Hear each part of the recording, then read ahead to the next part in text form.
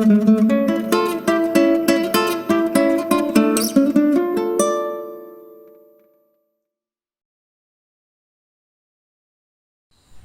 Students, আশা করি তোমরা সবাই খুব ভালো আছো। আজকের ক্লাসে আমরা ক্লাস 12-এর থার্ড চ্যাপ্টার হিউম্যান রিপ্রোডাকশন অর্থাৎ মানুষের জনন এই চ্যাপ্টারটা সম্বন্ধে পড়ব। আমি এই চ্যাপ্টারটা তোমাদের এনসিইআরটি বই থেকে পড়ানো শুরু করেছিলাম। তো তোমাদের মধ্যে অনেকেই বলছো যে আগে আমরা বাংলা বই থেকে পড়ে নিই আগে, তারপর আমরা এনসিইআরটি বই থেকে পড়ব, তাহলে তোমাদের বুঝতে সুবিধা হবে। তোমাদের বোঝানোর জন্যই আমার পড়ানো, তো তোমরা যেরকমটা চাও আমি সেরকমভাবেই পড়াতে সবসময় প্রস্তুত। ওকে, যারা বায়োলজি স্টাডিমেটের সাথে আছো তাদেরকে তো নতুন করে কিছু বলার নেই, তারা বায়োলজি স্টাডিমেটের সাথে থেকো, বায়োলজি স্টাডিমেটের পাশে থেকো। এবং যারা এই চ্যানেলটা আজকে নতুন দেখছো তাদেরকে বলি তারা বায়োলজি স্টাডিমেটকে সাবস্ক্রাইব করে রাখো, তাহলে তোমরা অনেক চ্যাপ্টার খুব সহজে বুঝতে পারবে। ঠিক আছে, তো আজকের ক্লাসটা শুরু করা যাক। প্রথমেই আমরা মানুষের জনন চ্যাপ্টারটা পড়তে গিয়ে যেটা পড়বো সেটা হচ্ছে জনন বা রিপ্রোডাকশন কাকে বলে, যেটা আমরা জীবের জনন পড়তে গিয়ে পড়েছি। তো কাকে বলে আমি আরেকবার বলে দিই, যে পদ্ধতিতে কোনো জীব তার নিজের সত্তা বিশিষ্ট, অর্থাৎ একটা জীব যেরকম তার সেই রকমই আর কি সত্তা বিশিষ্ট, চরিত্র বিশিষ্ট অপত্য জীব সৃষ্টি করে, অর্থাৎ নতুন জীব সৃষ্টি করে, সেই পদ্ধতিটাকে বলা হচ্ছে জনন বা রিপ্রোডাকশন। ওকে, নেক্সট আমরা যেটা পড়বো সেটা হচ্ছে যে এই জননের মাধ্যমে কি হয় না, এই যে বললাম কোনো একটা জীব থেকে নতুন অপত্য জীব সৃষ্টি হচ্ছে, অর্থাৎ কি হচ্ছে না জীব সংখ্যায় বৃদ্ধি পায়, একটা থেকে আর একটা তৈরি হচ্ছে, জীব সংখ্যায় বৃদ্ধি পাচ্ছে এই জননের মাধ্যমে। ওকে, এবং এই জনন বা রিপ্রোডাকশনের সহায়ককারী অঙ্গগুলো, যে সমস্ত অঙ্গগুলো এই জননে সাহায্য করছে তাদেরকে বলা হয় জনন অঙ্গ বা বলা হচ্ছে রিপ্রোডাক্টিভ অর্গ্যান। ওকে, এরপর আমরা জনন পদ্ধতিটা কিভাবে হয় সেটা এক নজরে একটু দেখে নিই, তারপর আমরা ডিটেলসে আরও অবশ্যই পড়ব। ঠিক আছে, তো পুরুষ দেহের প্রধান জনন অঙ্গ হচ্ছে শুক্রাশয় বা টেস্টিস, এবং স্ত্রী দেহের প্রধান জনন অঙ্গ হচ্ছে ডিম্বাশয় বা ওভারি। ওকে, শুক্রাশয় বা টেস্টিস থেকে উৎপন্ন হয় শুক্রাণু বা স্পার্ম, এবং ডিম্বাশয় বা ওভারি থেকে উৎপন্ন হয় ডিম্বাণু বা ওভাম। ওকে, নেক্সট এই শুক্রাণু এবং ডিম্বাণু পরস্পর একসঙ্গে যুক্ত হয়, দিয়ে তৈরি হয় ফার্টিলাইজ হয় আর কি, দিয়ে তৈরি করে জাইগোট। সেই জাইগোটটাই পরবর্তী ক্ষেত্রে ভ্রূণে পরিণত হয়। কি কি ফেজের মধ্য দিয়ে এসে ভ্রূণে পরিণত হয় না, মরুলা, ব্লাস্টুলা, গ্যাস্ট্রুলা, এই ফেজগুলোর মধ্য দিয়ে এসে ভ্রূণে পরিণত হয়। এবং এই ভ্রূণটা পূর্ণাঙ্গ শিশুতে পরিণত হয় কোথায় না, স্ত্রীলোকের জরায়ু বা ইউটেরাসের মধ্যে, এবং পূর্ণাঙ্গ শিশুতে রূপান্তরিত হওয়ার পর ভ্রূণটা তার 280 দিন পর আর কি ভূমিষ্ঠ হয়। ওকে, তাহলে এক নজরে আমরা একটু দেখে নিলাম যে জনন বা রিপ্রোডাকশন যে প্রসেসটা সেটা কিভাবে হয়। তো এবার চলে আসি জননতন্ত্র বা রিপ্রোডাক্টিভ সিস্টেম কাকে বলা হয়। তাহলে জননে অংশগ্রহণকারী যে অঙ্গগুলো আছে সেগুলোও যদি মিলিত হয়ে যে তন্ত্র গঠন করে তাকে বলা হচ্ছে কি না জননতন্ত্র বা রিপ্রোডাক্টিভ সিস্টেম। যেমন আমরা দেখতে পাই পুরুষ দেহে অর্থাৎ মেলদের ক্ষেত্রে পুং জননতন্ত্র বা মেল রিপ্রোডাক্টিভ সিস্টেম, এবং স্ত্রী দেহে অর্থাৎ ফিমেলদের ক্ষেত্রে দেখতে পাই আমরা ফিমেল রিপ্রোডাক্টিভ সিস্টেম বা স্ত্রী জননতন্ত্র। আমি তোমাদের চেষ্টা করি যতটা সহজভাবে তোমাদেরকে বলা যায় যাতে তোমাদের বুঝতে সুবিধা হয়। জনন কাকে বলে বললাম, জননতন্ত্র কাকে বলে বললাম, এরপর আমরা পড়ব মুখ্য যৌন অঙ্গ বা প্রাইমারি সেক্স অর্গান কাকে বলা হয়। তো যেসব জনন অঙ্গগুলো গ্যামেট সৃষ্টি করে, জননে মুখ্য ভূমিকা গ্রহণ করে, তাদেরকে বলা হচ্ছে মুখ্য যৌন অঙ্গ বা প্রাইমারি সেক্স অর্গান। গ্যামেট মানে আমি বলেছিলাম পুরুষদের ক্ষেত্রে গ্যামেটটা হচ্ছে স্পার্ম বা শুক্রাণু, এবং স্ত্রীদেহের ক্ষেত্রে সেই গ্যামেটটার নাম হচ্ছে ডিম্বাণু বা ওভাম। ওই গ্যামেট সৃষ্টি করতে যে সমস্ত অঙ্গগুলো মুখ্য ভূমিকা গ্রহণ করছে তাদেরকে বলা হচ্ছে মুখ্য যৌন অঙ্গ বা প্রাইমারি সেক্স অর্গান। ওকে, তো এবার আমরা দেখে নেব যে পুরুষ দেহের ক্ষেত্রে যে মুখ্য যৌন অঙ্গটা সেটার নাম কি না, সেটা হচ্ছে শুক্রাশয় বা টেস্টিস। ওকে, আমরা ছবিতে দেখতে পাচ্ছি। এবং নেক্সট হচ্ছে স্ত্রী দেহের ক্ষেত্রে অর্থাৎ ফিমেলদের ক্ষেত্রে মুখ্য যৌন অঙ্গ বা প্রাইমারি সেক্স অর্গান হচ্ছে ডিম্বাশয় বা ওভারি। ঠিক আছে, একবার দেখে নাও ভালো করে। নেক্সট আমরা পড়ব গৌণ যৌন অঙ্গ বা সেকেন্ডারি সেক্স অর্গান কাকে বলা হয়। তাহলে মুখ্য জনন অঙ্গ ছাড়া অর্থাৎ শুক্রাশয় পুরুষদের ক্ষেত্রে এবং স্ত্রীদের ক্ষেত্রে ডিম্বাশয়, এই দুটো মুখ্য জননাঙ্গ ছাড়া অন্যান্য যেসব অঙ্গ জননে অংশ নেয় তাদেরকে বলা হচ্ছে গৌণ যৌন অঙ্গ। এবার এই গৌণ যৌন অঙ্গগুলো পুরুষদের ক্ষেত্রে কী কী এবং স্ত্রীদেহের ক্ষেত্রে কী কী আছে সেগুলো আমরা দেখে নেব, এবং এগুলো আমরা ছবির সাহায্যে একটু ভালো করে দেখে নেব। ওকে, তো প্রথমেই যেটা আছে সেটা হচ্ছে এপিডিডাইমিস। ওকে, নেক্সট হচ্ছে শুক্রনালী বা ভাস ডিফারেন্স, এপিডিডাইমিসকে ইংলিশে এপিডিডাইমিসই বলা হয়। এগুলোর বাংলাটাও যেমন পড়বো, ইংলিশটাও সেরকমভাবেই পড়বো। তো এপিডিডাইমিস শুক্রনালী, শুক্রথলি, সেমিনাল ভেসিকল, নিক্ষেপণ নালী, ইজাকুলেটারি ডাক্ট, প্রস্টেট গ্রন্থি বা প্রস্টেট গ্ল্যান্ড, নেক্সট কাউপার গ্রন্থি বা কাউপার্স গ্ল্যান্ড, নেক্সট মূত্র জনননালী বা ইউরেথ্রা, এবং নেক্সট হচ্ছে শিশ্ন বা পেনিস, এবং লাস্ট 9 নাম্বার হচ্ছে শুক্রাশয় থলি বা স্ক্রোটাম। ওকে, তোমরা একটু ভালো করে দেখে নাও। স্ত্রী দেহের ক্ষেত্রে যে গৌণ যৌন অঙ্গগুলো আছে সেগুলো আমরা একটু দেখে নিই এবার।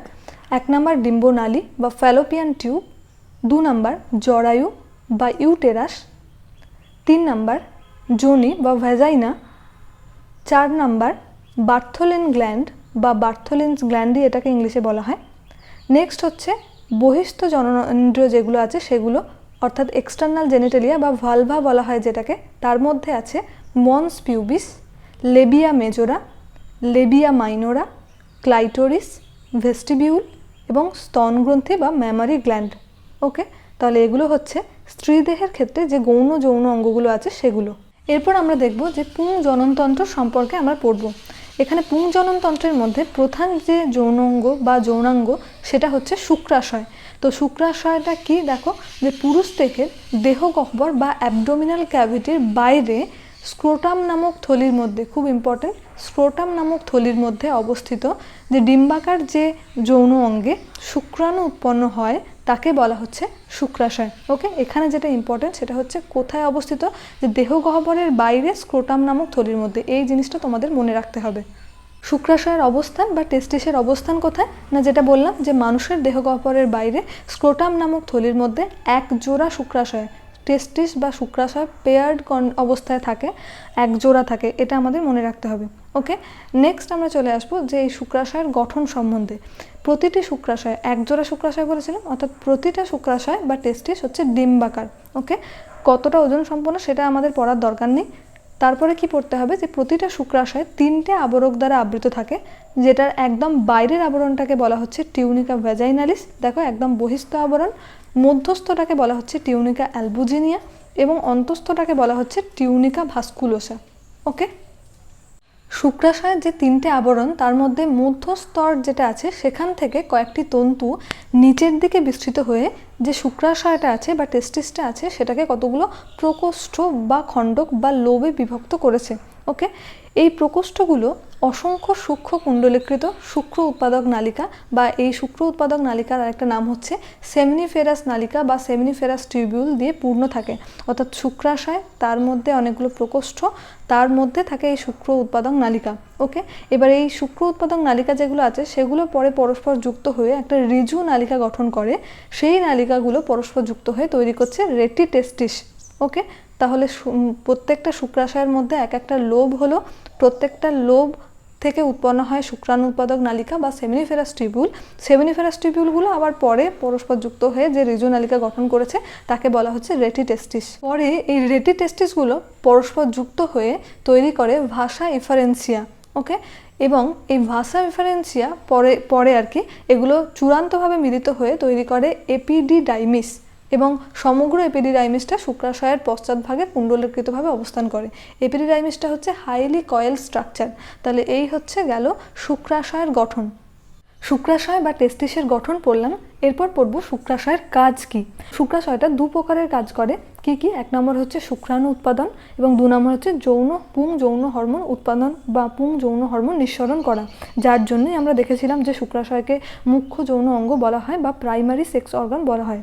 তো শুক্রাণু উৎপাদনটা কি দেখো, যে শুক্রাশয়ের মধ্যে সেমিনিফেরাস টিউবিউল বা শুক্রাণু উৎপাদক নালিকা যেটা পড়েছিলাম, যেটা ওই টেস্টিসের মধ্যে বা শুক্রাশয়ের মধ্যে যে কতগুলো প্রকোষ্ঠ আছে তার মধ্যে অবস্থিত, সেখানে পুং জনন কোষ বা শুক্রাণু উৎপন্ন হয় এবং এই শুক্রাণু নালী পথে শুক্রথলিতে এসে জমা হয়। 2 নম্বর কাজ হচ্ছে পুং যৌন হরমোন নিঃসরণ।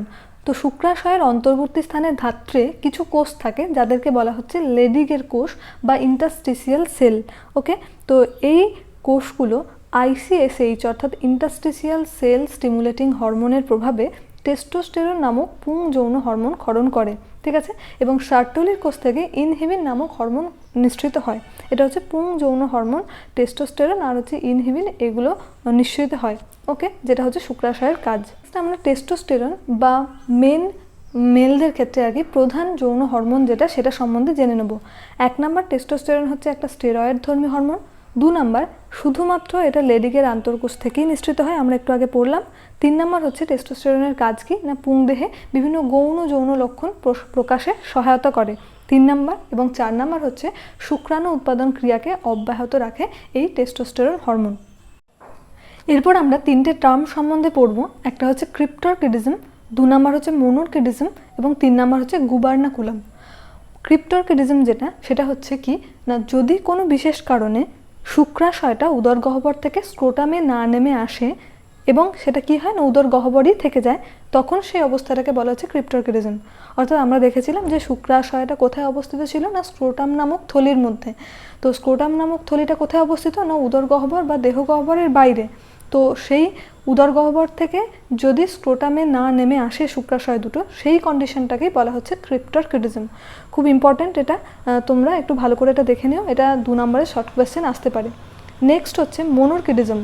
শিশুর জন্মের পর যদি কোনো কারণে মাত্র একটা শুক্রাশয় উদর গহ্বর থেকে যায়, শুক্রাশয়ের সংখ্যা হচ্ছে 2টো আমরা জানি, 2টোর মধ্যে যদি একটা উদর গহ্বর থেকে যায় এবং স্ক্রোটামে না নেমে আসে তখন তাকে বলা হচ্ছে মোনোরকিডিজম। মোনো মানে হচ্ছে একটা যদি উদর গহ্বরে থেকে যায় সেই কন্ডিশনটাকে বলা হচ্ছে মোনোরকিডিজম। ওকে। এবং 3 নম্বর হচ্ছে গুবার্নাকুলাম। গুবার্নাকুলাম কাকে বলে না এই গুবার্নাকুলাম হচ্ছে এক ধরনের তন্তুময় অংশ যার দ্বারা যে 2টো শুক্রাশয় ছিল সেটা স্ক্রোটাম নামক থলির মধ্যে দৃঢ়ভাবে আটকে থাকে বা দৃঢ়ভাবে যুক্ত থাকে, সেই তন্তুময় অংশটাকে বলা হচ্ছে গুবার্নাকুলাম। তাহলে আমরা এখানে 3টে টার্ম সম্বন্ধে পড়লাম, একটা হচ্ছে ক্রিপ্টরকিডিজম, একটা হচ্ছে মোনোরকিডিজম এবং আরেকটা হচ্ছে গুবার্নাকুলাম। পুরুষ দেহের প্রধান বা মুখ্য যৌন অঙ্গ আমরা দেখলাম যে শুক্রাশয় বা টেস্টিস। এরপর আমরা গৌণ যৌন অঙ্গগুলো সম্বন্ধে পড়ব। তো গৌণ যৌন অঙ্গ যেগুলো আছে সেই নামগুলো আমরা আগে দেখেছিলাম, এবার সেগুলো সম্বন্ধে একটু ডিটেলসে পড়ি। তো প্রথমেই যেটা হচ্ছে সেটা হচ্ছে শুক্রাশয় থলি বা স্ক্রোটাম। দেখো শুক্রাশয় থলি মানে হচ্ছে কি না যে থলির মতো একটা অংশের মধ্যে শুক্রাশয় দুটো থাকে তাকেই বলা হয় শুক্রাশয় থলি। যেমন বলেছে এটা যে শুক্রাশয় দুটি যে চামড়ার থলির মধ্যে অবস্থান করে তাকে স্ক্রোটাম বা শুক্রাশয় থলি বলা হয়। ওকে। এবং এই স্ক্রোটামের যে উষ্ণতা সেটা হচ্ছে সাধারণ দেহের যে স্বাভাবিক টেম্পারেচারটা আছে তার থেকে কম হয়। অর্থাৎ দেহের টেম্পারেচার হচ্ছে 37 ডিগ্রি সেন্টিগ্রেড, স্ক্রোটামের টেম্পারেচার হচ্ছে 33 ডিগ্রি সেন্টিগ্রেড। কেন এই স্ক্রোটামের মধ্যে শুক্রাশয়টা নেমে আসে তার কারণই হচ্ছে এটা যে শুক্রাশয় যেহেতু শুক্রাণু উৎপাদনে অংশগ্রহণ করে, তো এই শুক্রাণু গঠনের পক্ষে আদর্শ উষ্ণতা হচ্ছে এই 33 ডিগ্রি সেন্টিগ্রেড। এই জন্য শুক্রাশয় দুটো উদর গহ্বর বা দেহ গহ্বরের মধ্যে না থেকে ওটা দেহ গহ্বরের বাইরে বেরিয়ে আসে, যেটার নাম হচ্ছে স্ক্রোটাম।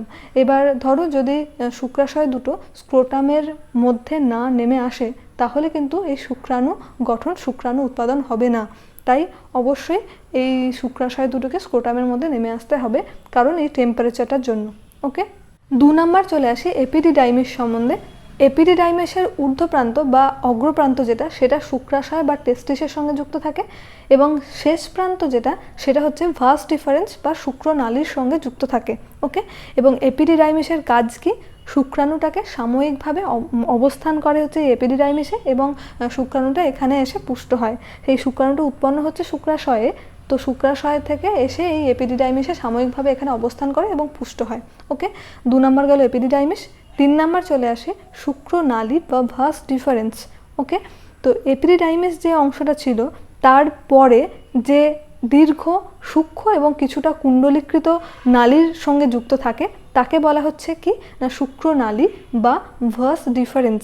এর কাজ কি না এর কাজ হচ্ছে এই নালীর মাধ্যমে শুক্রথলি থেকে শুক্রাণুটা বাহিত হয় এবং মূত্রনালীতে গিয়ে পৌঁছায়। ভাস ডিফারেন্সটা যুক্ত থাকে হচ্ছে এপিডিডাইমিসের পরে যে পরবর্তী যে অংশটা তাকে বলা হচ্ছে তাহলে শুক্রনালী বা ভাস ডিফারেন্স। নেক্সট 4 নাম্বার আমরা পড়ব শুক্রথলি বা সেমিনাল ভেসিকল সম্বন্ধে। তো সেমিনাল ভেসিকলটা কোথায় থাকে দেখো, মূত্রাশয়ের গ্রীবার অঙ্কদেশের দুপাশে একটি করে শুক্রথলি থাকে। তাহলে সেমিনাল ভেসিকলের সংখ্যা একটি করে দুপাশে অর্থাৎ 2টি, এটাও তার মানে পেয়ার্ড। ওকে। কোনগুলো পেয়ার্ড কোনটা পেয়ার্ড নয় সেটা কিন্তু আমাদের মনে রাখতে হবে। ওকে। 1 নাম্বার হলো শুক্রথলি এর কোথায় অবস্থিত। 2 নাম্বার হচ্ছে এখানে স্পার্মাটোজোয়া এটা সঞ্চয় করে না, সেমিনাল ভেসিকল বা শুক্রথলিটা অর্থাৎ স্পার্মকে এটা সঞ্চয় করে না এবং এদের কিন্তু এই স্পার্মের সক্রিয়ক হিসেবে এটা কাজ করে। কিভাবে না এটি এক প্রকার ঘন ক্ষারীয় তরল পদার্থ ক্ষরণ করে যা শুক্রাণুর সঙ্গে মিশ্রিত হয়। ওকে, তাহলে শুক্রথলি বা সেমিনাল ভেসিকল সম্বন্ধে পড়লাম। এখান থেকে এটুকু পড়লেই হবে। এরপর আমরা 5 নাম্বার গৌণ যৌন অঙ্গ যেটা আছে সেটা হচ্ছে নিক্ষেপণ নালী বা ইজাকুলেটারি ডাক্ট। তো এই নিক্ষেপণ নালী কাকে বলে দেখো, যে প্রতিটি শুক্রথলি অর্থাৎ সেমিনাল ভেসিকল যেটা পড়লাম, তো সেমিনাল ভেসিকল যে সূক্ষ্ম নালী দিয়ে মূত্রনালীতে উন্মুক্ত হয় তাকে বলা হচ্ছে নিক্ষেপণ নালী। এছাড়া আমরা এটাও বলতে পারি যে এই নিক্ষেপণ নালীটা শুক্রথলির নালী এবং শুক্রনালীর শেষ প্রান্ত মিলিত হয়ে আর কি এই নিক্ষেপণ নালীটা গঠিত হয়। এটা ছবিতে আমরা দেখে নিই, তাহলে আমরা এটা আরও ভালো করে বুঝতে পারবো। এবং এই নিক্ষেপণ নালী যেটা, সেটার কাজ কি না, সঙ্গমকালে এই নিক্ষেপণ নালীর মাধ্যমে শুক্রাণু বা স্পার্মটা কিন্তু মূত্রনালীতে নিক্ষেপিত হয় বলেই এর নাম হচ্ছে নিক্ষেপণ নালী বা ইজাকুলেটারি ডাক্ট। নেক্সট আমাদের প্রস্টেট গ্ল্যান্ড বা প্রস্টেট যেটা আছে 6 নাম্বার, এটা কি না মূত্রাশয়ের গ্রীবাদেশের গোড়ায় মূত্রনালীটাকে বেষ্টন করে যে গ্রন্থি থাকে তাকে বলা হচ্ছে প্রস্টেট গ্ল্যান্ড। শুধু এটুকু বললেই হবে। এবং এটার কাজ কি না, প্রস্টেট গ্রন্থির ক্ষরণ মূত্রনালীকে পিচ্ছিল করে এবং এর ফলে শুক্রস্খলন অর্থাৎ শুক্রাণুর বেরিয়ে আসা সেটা আর কি আরও সহজ হয়। ওকে, তো এই প্রস্টেট গ্ল্যান্ড যেটা, সেটা তোমাদের 2019-এ এইচএসে পড়েছিল প্রস্টেট গ্ল্যান্ডটা। তোমরা দেবে এইচএস হচ্ছে 2022-এ, সেক্ষেত্রেও এটা ইম্পর্টেন্ট হতে পারে প্রস্টেট গ্ল্যান্ডটা। নেক্সট আমরা চলে আসবো কাউপার গ্রন্থি বা কাউপার গ্ল্যান্ডে। তো কাউপার গ্রন্থি বা কাউপার্স গ্ল্যান্ড যেটা, সেটা কোথায় অবস্থিত দেখো, যে প্রস্টেট গ্ল্যান্ড যেটা পড়লাম তার ঠিক নিচে একজোড়া মোটর দানার মতো যে গ্রন্থি অবস্থান করে এবং সূক্ষ্ম নালীর সাহায্যে মূত্রনালীতে উন্মুক্ত হয়, সেই ছোট মোটর দানার মতো গ্রন্থিকে বলা হচ্ছে কাউপার গ্রন্থি। এবং এটার কাজ কি না, এই গ্রন্থির ক্ষরণ সঙ্গমকালে মূত্রনালীটাকে পিচ্ছিল করতে সাহায্য করে। কাউপার্স গ্ল্যান্ড বা কাউপার গ্রন্থি কাকে বলে এটাও তোমাদের পড়তে পারে, এটাও তোমাদের এইচএস পরীক্ষার জন্য ইম্পর্টেন্ট, এটাও তোমরা একটু ভালো করে পড়ে নিও। নেক্সট 8 নাম্বার যেটা, সেটা হচ্ছে শিশ্ন বা পেনিস। এটা হচ্ছে পুরুষদের সঙ্গম অঙ্গ এবং এটা হচ্ছে পেশিময় অঙ্গ। এবং এই শিশ্নটা হচ্ছে সঙ্গমকালে দৃঢ় এবং বর্ধিত হয় এবং এর মধ্য দিয়ে মূত্রজনন নালী যেটার নাম হচ্ছে ইউরেথ্রা বিস্তৃত থাকে। অর্থাৎ পেনিসের মধ্য দিয়েই কিন্তু ইউরেথ্রাটা বিস্তৃত থাকে, এটা আমাদের মনে রাখতে হবে। নেক্সট 9 নাম্বার অর্থাৎ গৌণ যৌন অঙ্গের একদম লাস্ট যে অঙ্গটা, সেটা হচ্ছে ইউরেথ্রা বা মূত্রজনন নালী। এটা মূত্রাশয় থেকে শিশ্নের অগ্রভাগ পর্যন্ত বিস্তৃত থাকে, একদম মূত্রাশয় থেকে শিশ্ন বা পেনিসের অগ্রভাগ পর্যন্ত বিস্তৃত থাকে।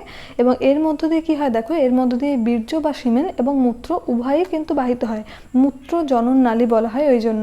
ওকে, এবং এটা 3টে অংশে বিভেদিত, একটা হচ্ছে prostatic urethra, 2 number membranous urethra এবং 3 নাম্বার হচ্ছে পেনাইল ইউরেথ্রা। তো এখান থেকে মূত্রজনন নালী থেকে এটুকু আমাদের পড়লেই হবে। তাহলে আজকের ক্লাসে আমরা পুংজননতন্ত্র বা মেল রিপ্রোডাক্টিভ সিস্টেম সম্বন্ধে আমরা মেনলি পড়লাম। এই আজকের ক্লাসটার সম্বন্ধে তোমাদের যদি কিছু বুঝতে অসুবিধা হয় তাহলে তোমরা অবশ্যই আমাকে কমেন্ট করে জানাতে পারো। ডেসক্রিপশন বক্সে টেলিগ্রাম চ্যানেলের লিঙ্ক দেওয়া থাকে, সেখানেও তোমরা জয়েন হতে পারো, তোমাদের মতামত সেখানেও তোমরা জানাতে পারো। ওকে, তো অবশ্যই তোমাদের যদি এই ভিডিওটা ভালো লেগে থাকে তাহলে তোমাদের বন্ধু বান্ধবদের সঙ্গে যতটা পারো শেয়ার করো এবং তাদেরকে সাবস্ক্রাইব করার জন্য বলো। তো ঠিক আছে, আজকের ক্লাসটা এই পর্যন্তই, দেখা হবে পরের ক্লাসে। ততদিন তোমরা সবাই খুব ভালো থেকো।